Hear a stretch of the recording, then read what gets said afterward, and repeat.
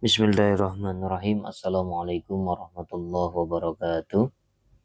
Mari kita sama-sama belajar kembali surah Nabawiyah terkait Bai'at Aqabah pertama.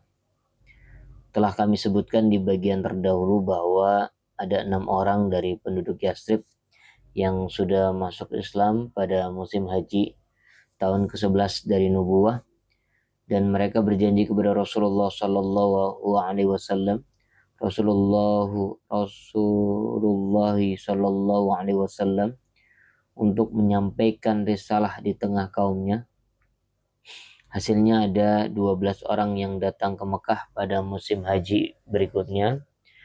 5 orang di antara mereka adalah 6 orang yang sudah berhubungan dengan Rasulullah Sallallahu Alaihi Wasallam sebelumnya. Orang ke-6 yang tidak ikut bergabung kali ini adalah Jabir bin Abdullah bin Ri'ab. Adapun 7 orang sisanya adalah Mu'adz bin Al-Haris bin Afra' dari Bani An-Najjar dari Khazraj, 2 Zakwan bin Abdul Qais dari Bani Zuraik dari Khazraj, 3 Ubadah bin As-Samit dari Bani Ghan dari Khazraj, yang keempat Yazin bin Tha'labah dari sekutu Bani Ghan dari Khazraj, yang kelima Al-Abbas bin Ubadah bin Nahdoh dari Bani Salim dari Khazraj, keenam Abul Harisam bin At-Taihan dari Bani Salim dari Khazraj, 7 Waim bin Sa'idah dari Bani Amr bin Auf dari Aus.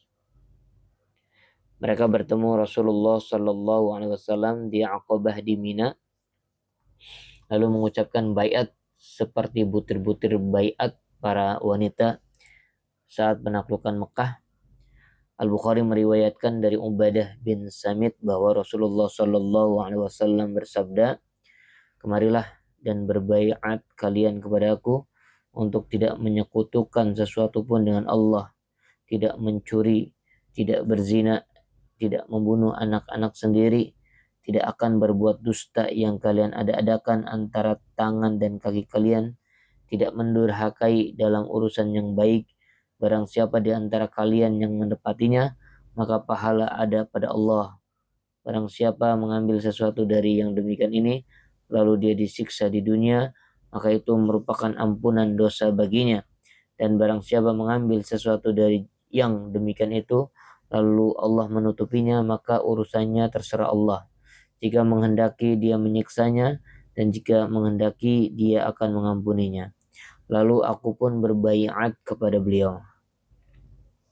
Duta Islam di Madinah. Setelah baiat itu sudah terlaksana secara sempurna dan musim haji juga sudah selesai, maka beliau mengirim duta yang pertama ke Yasrib bersama-sama dengan mereka untuk mengajarkan syariat-syariat Islam dan pengetahuan agama kepada orang-orang muslim di sana, sekaligus menyebarkan Islam di antara penduduk yang masih musyrik.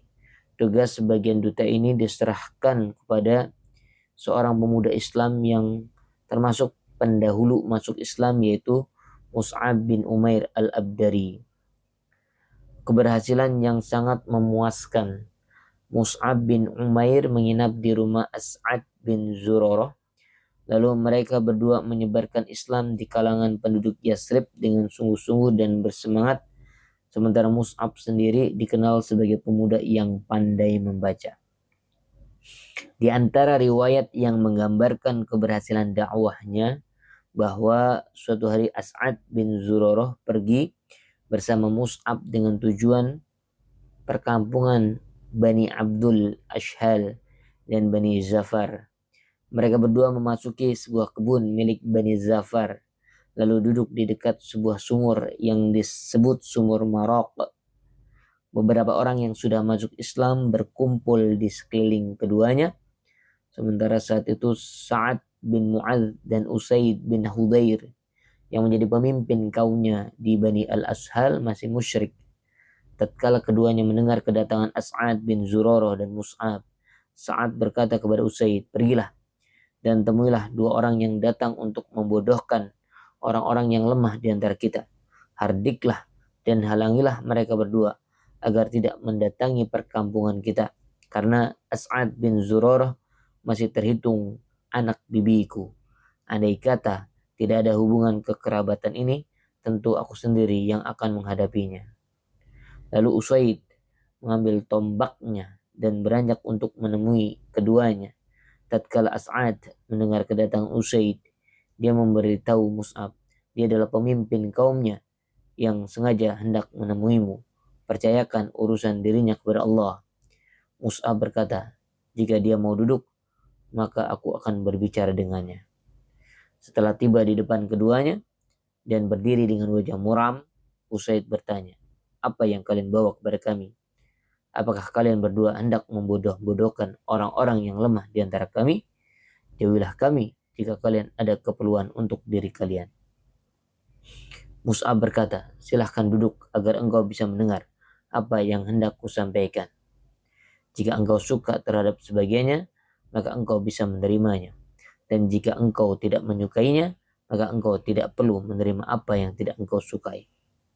Engkau cukup adil, kata Usaid, sembari menancapkan tombaknya di tanah, lalu duduk. Mus'ab menjelaskan Islam dan membacakan ayat-ayat Al-Quran kepada Mus'ab. Kepadanya, Mus'ab berkata, demi Allah, aku sudah bisa melihat rona Islam di wajahnya sebelum dia sempat berbicara. Aku bisa melihatnya lewat keceriaan wajahnya dan bibirnya yang berkomat kamit. Alangkah bagus dan indahnya hal ini, kata Usaid. Lalu dia bertanya, apa yang harus dilakukan jika hendak masuk agama ini? Mereka berdua menjawab, hendaklah engkau mandi, membersihkan pakaian, kemudian memberikan kesaksian yang benar, kemudian sholat 2 rakaat. Usaid langsung beranjak mandi, membersihkan bajunya, membaca syahadatain dan sholat 2 rakaat. Setelah itu dia berkata, di belakangku ada seorang laki-laki. Jika dia mau mengikuti seruan kalian berdua, maka tak seorang pun kaumnya yang menyalahinya. Saat itu pula aku membawa dia ke hadapan kalian berdua. Orang yang dimaksud adalah Sa'ad bin Mu'adz. Usaid mengambil tombaknya lalu pergi menemui Sa'ad yang duduk-duduk bersama kaumnya di balai pertemuan. Aku bersumpah demi Allah bahwa Usaid mendatangi kalian saat ini dengan rona wajah yang berbeda dengan saat dia meninggalkan kalian, kata Sa'ad kepada kaumnya.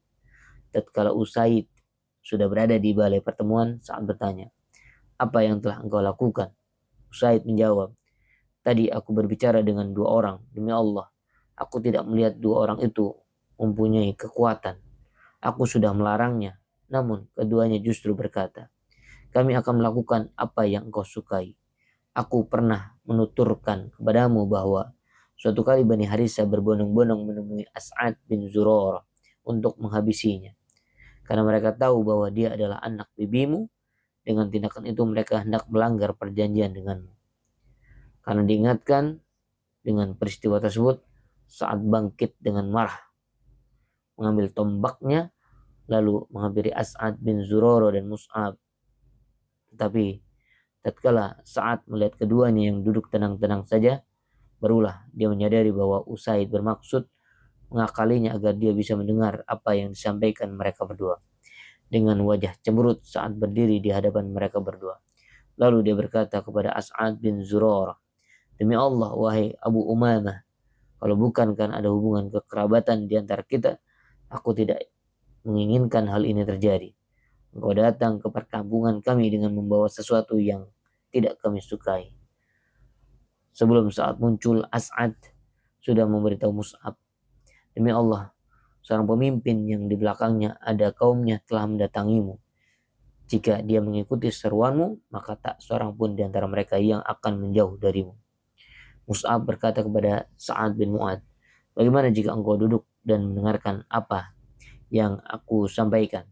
Jika engkau suka terhadap sesuatu yang aku sampaikan, maka engkau bisa menerimanya. Dan jika engkau tidak menyukainya, maka kami akan menjauhkan darimu apa yang tidak engkau sukai. Engkau cukup adil, kata Sa'ad bin Mu'adz, sembari menancapkan tombaknya lalu duduk. Lalu Mus'ab menawarkan Islam dan juga membacakan ayat-ayat Al-Quran kepadanya. Dia berkata, demi Allah, aku sudah bisa melihat rona Islam di wajahnya sebelum dia sempat berbicara. Aku bisa melihatnya lewat keceriaan wajahnya dan bibirnya yang komat kamit. Lalu Sa'ad bertanya, apa yang kalian lakukan jika kalian masuk Islam? Hendaklah engkau mandi, membersihkan pakaian, kemudian memberikan kesaksian yang benar, kemudian sholat 2 rakaat. Maka Sa'ad melakukan semua itu, kemudian mengambil tombaknya dan pergi ke balai pertemuan kaumnya. Tatkala melihat kedatangannya, mereka berkata, kami bersumpah demi Allah, dia datang dengan rona wajah yang berbeda dengan saat dia pergi. Tatkala sudah berdiri di hadapan mereka, Sa'ad berkata, wahai Bani Abdul Ashal, apa yang kalian ketahui tentang kedudukanku di tengah kalian?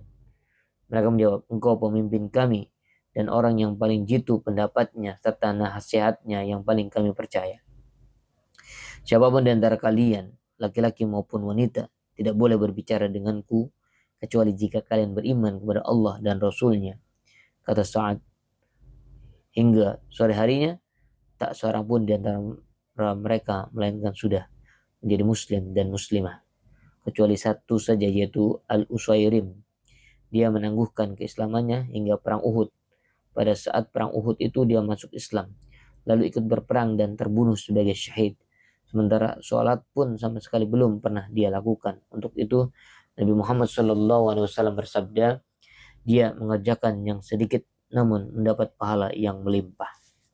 Mus'ab tetap berada di rumah As'ad bin Zurarah, menyeru manusia kepada Islam, hingga tak satu perkampungan pun dari perkampungan Ansar, melainkan di dalamnya ada sejumlah laki-laki dan wanita yang sudah masuk Islam, kecuali perkampungan Bani Umayyah dan Umayyah bin Said, Qatmah dan Wa'il. Dan dari mereka ada Qais bin Al-Aslad, seorang penyair yang selalu ditaati kaumnya. Dia sangat berperan menghalangi mereka masuk Islam hingga saat perang Khandaq pada tahun kelima setelah hijrah. Sebelum tiba musim haji tahun ke-13 setelah nubuah, Mus'ab bin Umair kembali ke Mekah untuk menyampaikan kabar keberhasilannya dan keadaan penduduk Yathrib yang sudah memiliki kekuatan dan siap memberi perlindungan. Masya Allah. Terima kasih, semoga bermanfaat. Wassalamualaikum warahmatullahi wabarakatuh.